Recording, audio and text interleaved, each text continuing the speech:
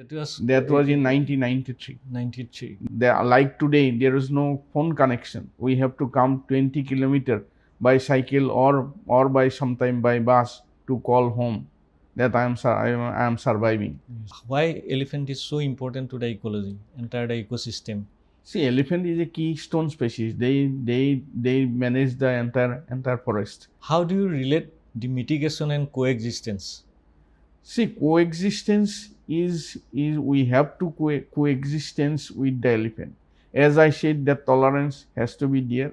And however, we need to take care of the people. We need to take care of the elephant. That balance is very important. So, restoration of habitat is the crucial, and that is the long term. So both short term and long term we are working. The biggest challenge is when human death happen as a result of conflict.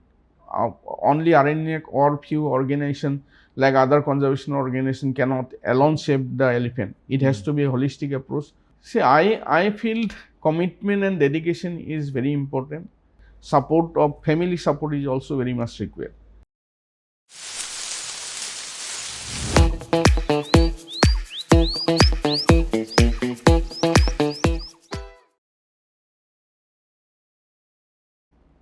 Hello viewers, welcome to another episode of Eco Heroes, the special podcast series of Aaranyak. I am your host Bijay Sankar Bora. Today we have with us Dr. Bibhuti Prasad Lahkar, one of the most coveted conservation scientists of the country. Dr. Lahkar is the head of Elephant Research and Conservation Division of Aaranyak. He is also the Deputy Executive Director of Aaranyak, besides being the Program Secretary and Head of Conservation Livelihood Division of the organization. Dr. Bibhuti, welcome to our podcast show. We expect that our viewers will be today wiser about the conservation journey, conservation of wildlife, and by listening to you. So over the years, you have been conferred with so many awards and accolades because of your excellent conservation journey. Can you highlight some of the awards you have received so far? So I have received few awards. One of the most significant is conservation, particularly from IUCN in 2000. World Heritage Hero. IUCN Heritage Hero in 2016 for outstanding contribution to Manas Wildlife Sanctuary World Heritage Site. You also received Neville Sulman Artwatch Award in 2024. Yes. And also on behalf of Aaranyak, you have received Marksan Award in 2025 for conservation of Asian elephant in entire Northeast India.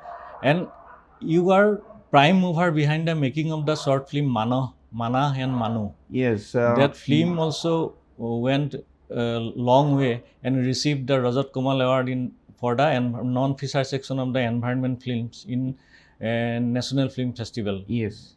In 2000, that was in 2022. Yes. 2022. Yes. So it is great. We get to have you with us today, and it has been a very long journey, long conservation journey, over 3 decades long conservation journey for you. Looking back, can you trace the conservation journey for our viewers? How did it start and how has been so far? What is the experience?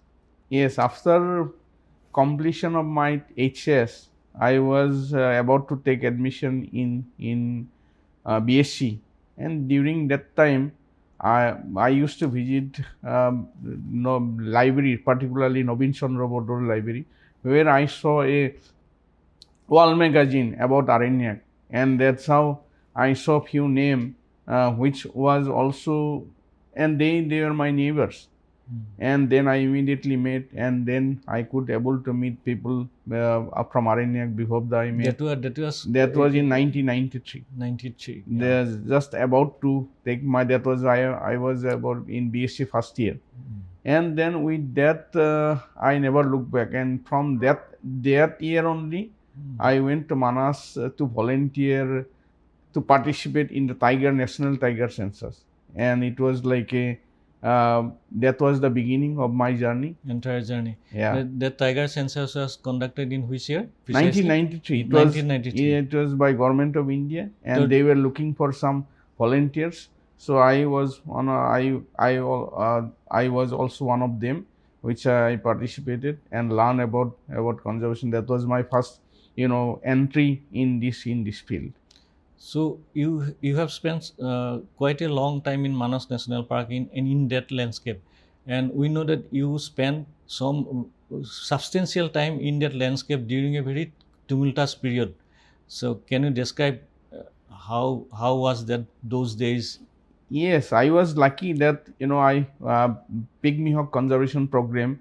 That time in 1995-96, I used to volunteer for the pygmy hawk conservation program, and then from 99 onward, I joined pygmy hawk program as a researcher for doing my PhD, and then I on grassland ecology, particularly on pygmy hawk, Bengal thorican, and all this about, and then I had to take or leave. Then I choose to that select that I will work here, and it was a very challenging because it was So entire. you mean to say that despite that challenging period during those days in Manas landscape, you choose to remain there and continue your conservation journey? Yes, So that was a commitment, okay. and towards the conservation, and I could able to understand inside the park and try to understand about pygmy hawk habitat, grassland, all these things. And same time I could understand about local community, how, and about the Manas, and that's how journey began. And it helped me, although it was a very difficult period. I had to move through cycle, I had to live in communities there on there is no there, like today there is no phone connection. We have to come 20 kilometer by cycle or by sometime by bus to call home that I am surviving, Yes, yes. or to connect to other people. So that was a condition, and everywhere it was that was a peak time of extremism. Okay, but because of your strong connection with the community, the formidable bond with the community, probably you could contribute a lot towards restoration of the World Heritage Tag to Manas later part of your career. How was that? Yes, basically when I was in Manas, apart from my research, whenever I used to get time, I used to train local communities, local boys, form local organization, so that we can make a team for future. And that time there was no research or nothing, and that was also helpful. Managers, field director like Avijit Ravas, Aninder Sargeri, all with them we and with the local NGOs we like work like a team for revival of Manas. And I was also helping instrumentally in that, drafting some of the report, writing, connecting to communities, and all these things. Tell us about the film, this Mana and Manu. Yeah, Mana and Manu, we have a project securing tiger in transboundary from IUCN KFW project, and under where we developed that Mana and Manu. Deep Bhuya was directing, Jayanta Sharma, me, Firoz, Dr. Firoz Ahmed, we were all work as a team. And then we highlighted about the eco-cultural importance of Manas, and also with how people do practices, a different type of Boro traditional beliefs, all these things. And then what Aaranyak roles, everything we try to highlight it about that. Because of the documentation of eco-cultural atmosphere in that landscape related to conservation of Manas wildlife and all this film is considered a unique production. Yes, that's why probably it has won the Rajat Kamal as a best environment, non-pressure environment film. Yes, you started your conservation journey with the Manas grassland, the pygmy hawk and all these things. But how did the elephant came into the being during your journey? How did Elephant Research Conservation Division of Aaranyak came into being, and then your involvement happened? Yes. So while I was doing the PhD work in Manas, so I was fascinated by elephant herd in the grassland. As you know, there are lots of grassland. In the same time, I used to help local people who were suffering. Try that time conflict were happening, still conflict are happening, lots of crop depredation happening. So which I used to help local community application, taking photograph, etc., we used to go with forest official to how cost valuation of the damages, and that's how I thought. And there were also people like Arun Venkatraman, Dr. Sukumar, they have encouraged me. That time they have visited Manas, that this part very few people are working. Why don't you also start working on elephant? Okay. When did actually Elephant Research and Conservation Division was formed in Aaranyak? It was started in 2002. You have been heading it since I am heading it since 2005. 2005. So now that elephant, this is a heritage element. This elephant is this animal is even worshipped in some parts of our country. This is considered our heritage element, elephant. Sorry, but now the problem of human elephant conflict that has been raising in this part of the country. What is your approach? How do you view this problem? What is the approach of what is the strategy of the ERCD Aaranyak to mitigate the conflict, go for coexistence and all these things? Can you elaborate on this? Yeah, human elephant conflict as a whole, elephant conservation is very important for organization like Aaranyak. We have been working, and we have developed a long term strategy for elephant conservation. Our main approach is mainly four pillars. Particularly, one is research, to know about elephant ecology, behavior, their movement, etc. And also to mitigate community-based mitigation approach like low-cost solar fencing, solar fencing, biofencing, and then education, sensitization of the local people involving multi-stakeholder, and also same time capacity building of the stakeholders, or bringing all the people together. So mainly capacity building means capacity building of local villager for department, line department, and bringing all the people together, all the stakeholder together for the mitigation effort. Mitigation conservation, because we know that only Aaranyak or few organization like other conservation organization cannot alone save the elephant. It has to be a holistic approach. All the players, all the conservation organization, forest department, line department, district authority has to come together to holistically conserve the elephant, and that's what our approach. One more approach is habitat restoration. This is a long term. So both short term and long term we are working. We are in different landscape. We are working in Manas landscape, particularly Odalguri, Baksha, where we have a big presence. In particularly Eastern Assam, in 5 districts of Eastern Assam, we are working. Which are the districts? Eastern Assam, Majuli, Jorhat, Dibrugarh, Tinsukia, Shivsagar. We are also trying to implement IUCN and human elephant conflict and coexistence guideline in collaboration with British Asian Trust Elephant Family. Like that, our project is in Odalguri. Odalguri project is supported by SBI Foundation, and some of the activities of LIC, it's housing finance, and then in Gwalpara we are working with very closely with forest department. Okay. So you said about the importance elephant ecology. Can you highlight why elephant is so important to the ecology, entire the ecosystem? See, elephant is a keystone species. They manage the entire forest. Okay. So whenever they moves in hard, they create opening, and also they create restoration, helping in regeneration of the forest. And also they are the as you know, they are the heritage animal. They are so majestic, and they play a very crucial role in entire forest entire forest rejuvenation, and also more important it is that it is also linked with our culture.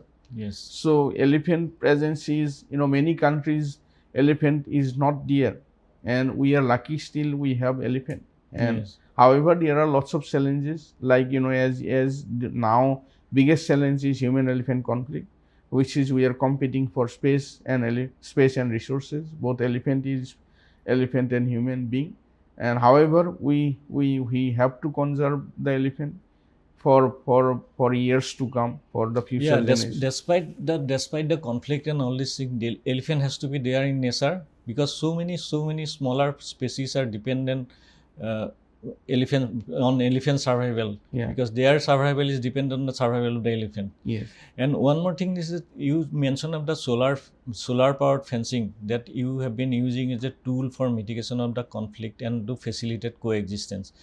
Can you elaborate as to how many areas you have so far covered and how it has been helpful in mitigating the conflict, and any area specific examples if you can give? Yes, biggest challenge is when human death happen as a result of conflict.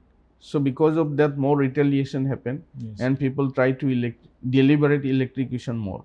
Okay. So and that's why we in collaboration with Forest Department we are trying to set barriers, low cost solar fence, community based. It is managed by community. We generally, our team, particularly Anjan Bora, he is specialist in that. So he is leading in collaboration with other team members. And basically we form solar fence management committee. We train them, and then we have been installing in various, particularly we are not blocking any elephant movement areas. We are only circling the village, and many areas we are creating seasonal. For example, we are in some of the areas of Baishya, Udalguri, in Gwalpara. In total, we have completed more than 200 plus solar fencing, and some plus kilometers. 200 plus kilometers, and some of the solar fencing are also seasonal.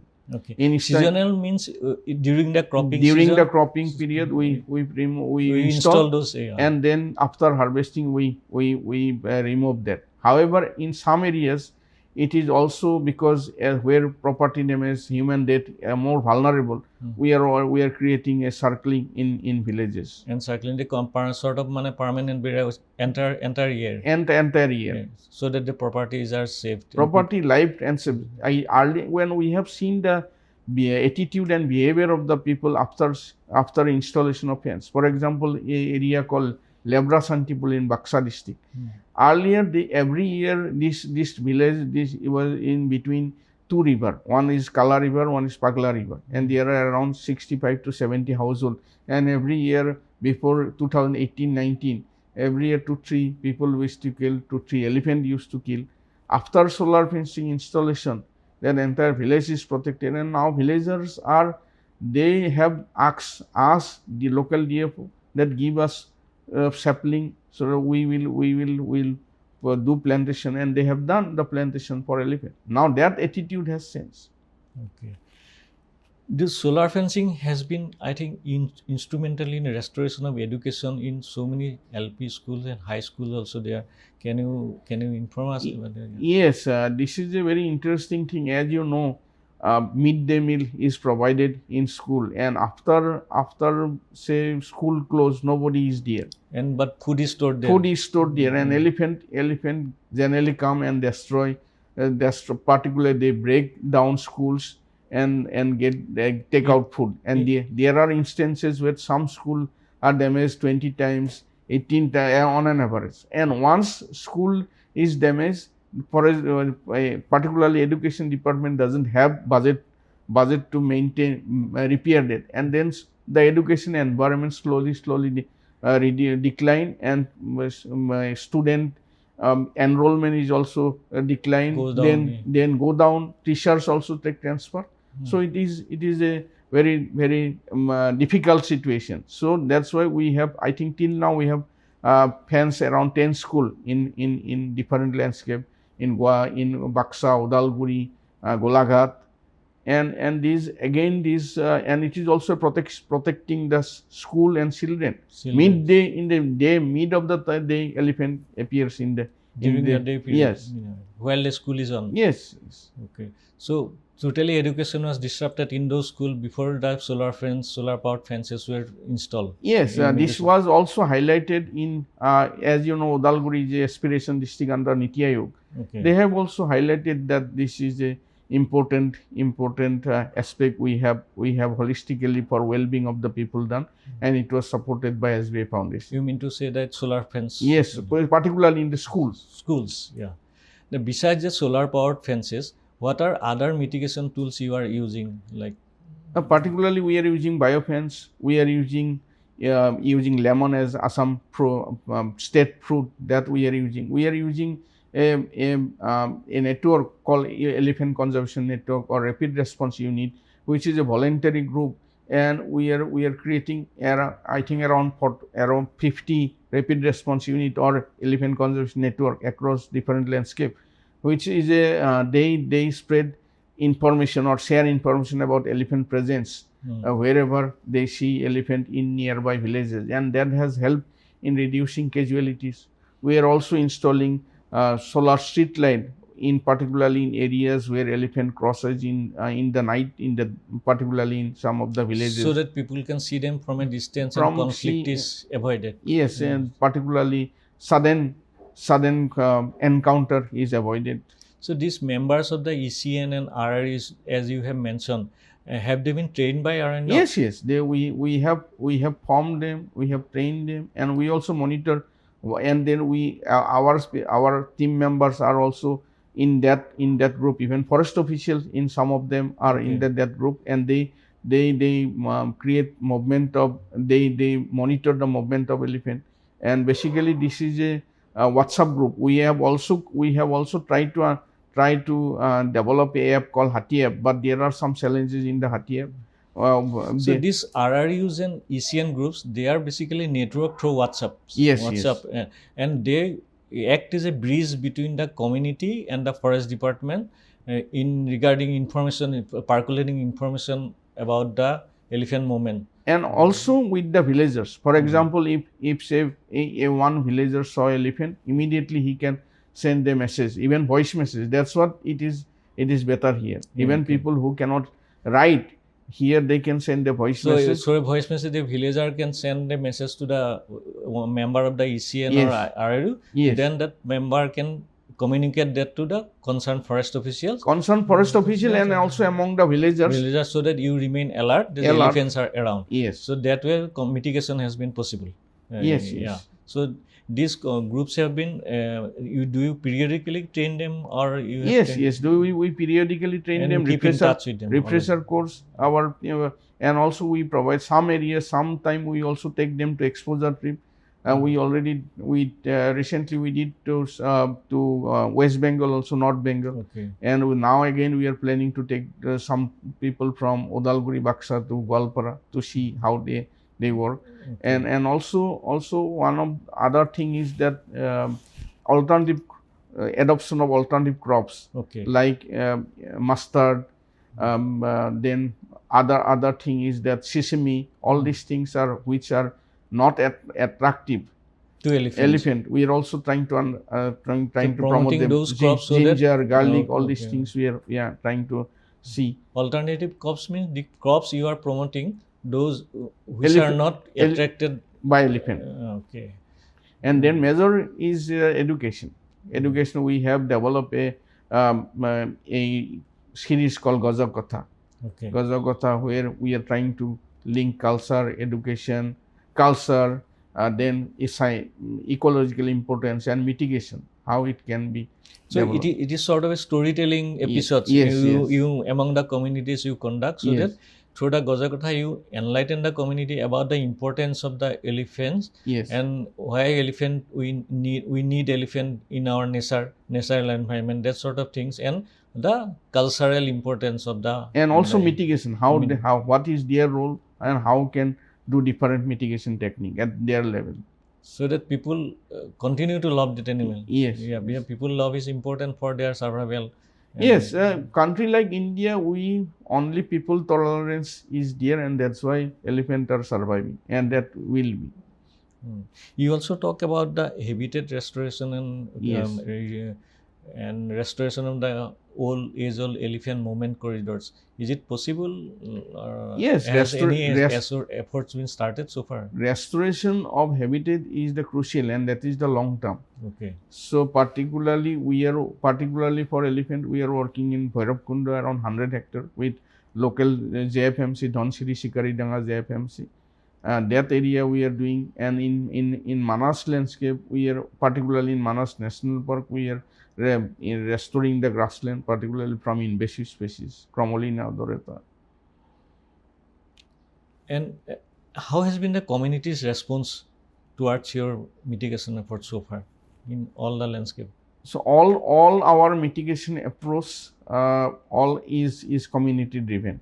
It's supported by community, managed by community. It is completely bottom up approach. So we basically we facilitate so that it, even if we don't work, it can be sustained, and it's a good support, and that's why we are there are demand is very high that you come this side that side, as we have been successful in some of the initiative, particularly in Gwalpara and Lakhipur. Particularly, I would say Yes, that as you know that statistics said that 15 to 20 elephant every year used to kill. With the forest department support, particularly Gwalpara forest department, we are working very closely in that landscape, and we have been able to reduce the human death in that area. mainly through the solar power fences. Solar power fencing, education, and all. community community, involvement. Asian, Okay. RRUs. They've been active. And regarding the elephant, in particularly in Gwalpar district, the elephant movement is basically cross-border, interstate movement. Interstate movement. So because in Karo Hills areas also there are lots of elephants movement here on this part of Assam, is Gwalpar also lots of. How do you manage to tackle that thing? Because interstate coordination is, I think, very important for mitigation efforts in that area. Yes, How has been the coordination like? So we have already at ground level there are WhatsApp group created. Forest we are also celebrating, for this is last third year we are celebrating World Elephant Day jointly with the forest department, and there is a coordination at DFO level and then the villagers level. Interstate coordination. Interstate. And also I was very fortunate that I was member of Project Elephant Steering Committee. And in 2024, I think Raipur steering committee meeting, we propose. I particularly propose a regional action plan for Northeast, and government of us, particularly Project Elephant, is doing that. They already form a committee. It is field visit has done, and hopefully, once this regional action plan, that interstate movement and interstate that coordination will be very helpful in future. Okay. Has the ERCT any footprint so far outside Northeast? Yes, we have started working in Jharkhand, but particularly with Tata Motors and Jharkhand Forest Department. We are working in. What is the project like? Basically, to create a baseline and understand about people attitude, perception, and develop a landscape level action plan, landscape level management plan for 12 forest division in Singhbhum and Ramchi region. So we have a team. Action plan for mitigation? Or develop elephant conservation plan, landscape level elephant conservation plan. Okay. How do you relate the mitigation and coexistence? See, coexistence is we have to coexistence with the elephant. As I said, that tolerance has to be there. And however, we need to take care of the people, we need to take care of the elephant. That balance is very important. So, you mean to say that mitigation efforts and coexistence are intricately related? Yes, yes. And people's involvement is of prime importance. Yes, yes. Dr. Bibhuti, you have been working so many years for over 3 decades, I think. So, can you describe some of the high points in your career so far? See, I feel commitment and dedication is very important. I feel that continuous commitment, continuous effort, planning is very important. Okay. And what you want to do, what you want to achieve, that is also very important. Conservation, it is a very difficult journey always. And 24/7 involvement is at physical, even if not physical, mental involvement is always there 24/7. So you mentioned of the basic qualities required to become a successful conservation scientist or successful conservation, to pursue a successful conservation career. But how do you see this conservation career for the young researchers as on that in our country? Especially in particularly in the Northeast, which is considered a biodiversity hotspot. I feel that first one is commitment and dedication, and then skill. We have to develop skill, networking skill, the lots of as you today all the soft skill we have to develop, lots of soft skill, communication skill, all these things has to develop, and then be alert what is going on. And then that's what you have to take a determination that I will do. Look and I can. That is very important. And same time I also feel that family support is also very much required. So I was very lucky that I got that from my parents, my brothers, my wife, everyone. My supporting support of family is also extremely important. Very important. That is a viewers. That's a great message from Dr. Bibhuti towards the young aspiring conservationists. So the viewers, you must have been enriched by Dr. Bibhuti's insight to his conservation career so far. So it is time again to say goodbye to you. Please keep liking and keep listening to Eco Heroes, and till next episode. Thank you, Dr. Bibhuti, for being with us today. Thank you.